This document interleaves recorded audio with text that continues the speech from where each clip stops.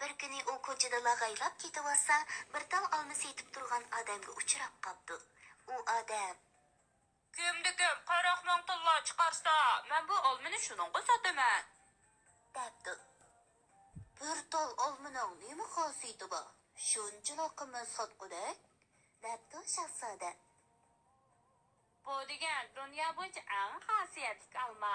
Har qanday kasalga mubtalo bo'lgan odam bu olmani po'rabli qo'ysa, sallamaza saqayib ketadi. Debdi hiliqi odam. Shahzoda ko'nglida o'lgan odamni tirildiradigan bundoq olmada xosiyatli narsa bo'lamdi deb o'ylabdi-da, qilcha ishkilanmayla uni setib oldi. Kichik shahzoda akillar bilan ko'rishishga kelishgan muhlatdan to'shib qolganligini pamlab, yuk taxlarini yig'ishtirib yo'lga chiqibdi. Yana mushaqqatli safarni tamomlab, oxir vaqt qaralida hiliqi mehmonxonaga yetib keldi. Akillari u yerda uni kutib turgan ekan. Aql kuchaylangan bo'lib, hammasi o'zlarining xosiyatli narsani ko'z-ko'z qilishga aldirabdi. Qaranglar, debdi qo'shin uchar gilamni ko'rsatib inilirga. sizlar buni odatga gilam deb qolmanglar. Uning ustiga chiqib o'ltirib, nega boraman desa, odamni shu yerga olib qo'yadi. Shahzoda Ali: Bu haqiqatan xosiyatli gilam ekan. Biroq men bir qimmatli narsa setib oldim. Qaranglar, mana bu pilchishnaytsi, uning ichidan qayerni ko'rmoqchi bo'lsa, shu yerni ko'rgili bo'ladi. debdi. Shahzoda qo'shin uni qo'liga ilib malikining nima qilayotganligini ko'rib boqmoqchi bo'libdi. To'satdan uning chiroyi tomdek totirib ketibdi. Uni ichiga tushib ketib: Oh Tangrim, tugashdiq.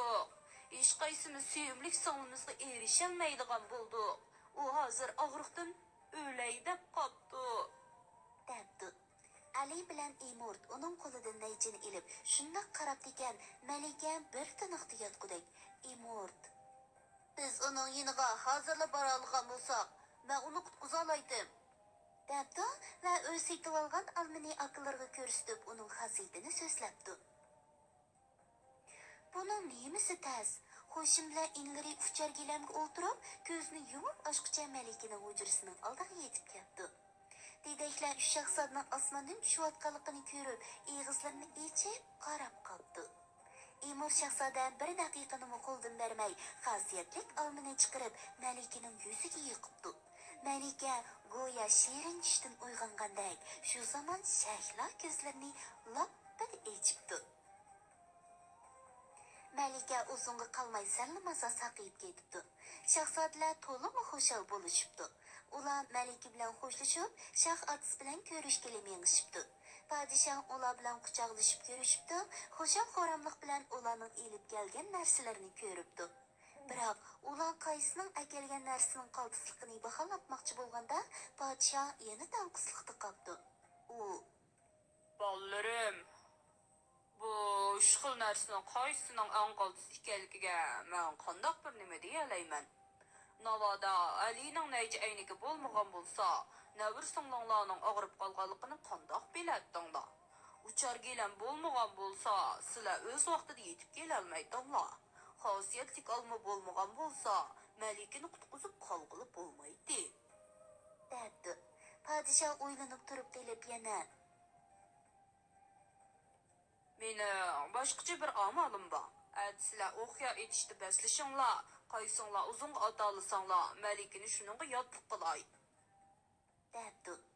Atsi shahzoda belgilangan joyga keldi. Musobaqa boshlanibdi. Cho'ng shahzoda birinchi bo'lib etibdi. O'qiya shundoq uzunga etilibdi. Biroq shahzoda Alining o'qiyasi uningdan uzunga etilibdi. Navbat kichik shahzoda Imortga keldi. U akillar atgan nishonga qaratib yana tortibdi. Biroq u atgan o'qiyaning o'qini hech kim hech yerdan topolmabdi. Shuning bilan podshohning iloj: Hamda izdimanglar. Noha Malikini shahzoda Ali olsin deb chakarlabdi. Shahzoda qo'shin qattiq qayg'uribdi, umidsizlanibdi, enisining to'yig'imi qatnashmabdi. Beshini elib uydan chiqib ketib, yiroq-yiroqlarga qanqib ketibdi. Imor shahzoda hiliq o'qyaning tishida dargumon bo'lib, udan necha kun uni izlabdi. U u o'xya etilgan yerdan tartib düz siziq bo'yicha oldiga mengib tog' davollardan eshibdi. Manga 8-9 kilometrdek mangandan keyin oqibat bir yo'g'on toshning ustidan heliqi g'oyib bo'lgan yo o'qini tepibdi. Shahzoda o'xyani qo'liga elibla to'satdan oldida ajoyib bir hashamatli saroy turganligini ko'rib qoldi. U saroyning eshigini ichib ichiga kiribdi. Uning oldiga farishtadek chiroyli bir qiz chiqibdi. "Xush kelibsiz, Imor shahzoda", debdi u qiz. Shahzoda u qizning o'zining ismini atayotganligidan intayin hayron qoldi. Darhol salom qilibdi va "Hurmatli xon qiz, mening ismimni qandoq bilasiz?" deb so'rabdi. "Men ilohning qizi bo'laman. Siz bilan akangizning ishlaridan xabarim bor. Uchar gilam, aynak naycha, yana yiliqi xosiyatlik olma. Men hamma ishni bilaman."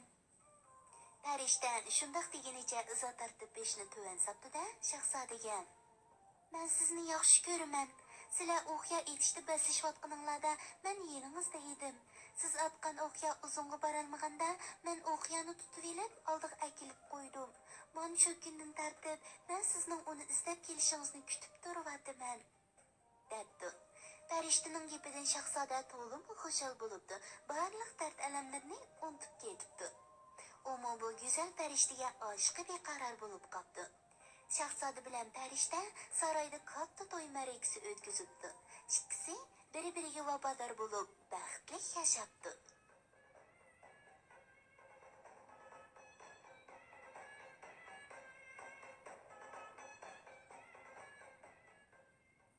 Omoqlarim, uchar gilam, aynakni jan xosiyatlik olma baq qaltisgana.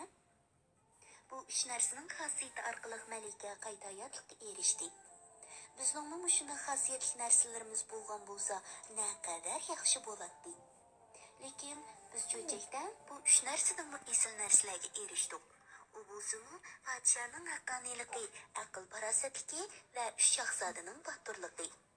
Bu esil axloqiy fazilatlar uchar gilam, aynaknaycha va xosiyatlik olmadimi baxsizlikka? Shuning uchun biz bularning esil fazilatlarini o'zimiz ulgu qilaylikmi? Kech bo'lib ketibdi, omoqlarim. Endi baldur uxlanglar. Atmu shu vaqtda Dilalar Indidar salonida ko'rishaylik. Totli tushlar sizlarga hamroh bo'lsin.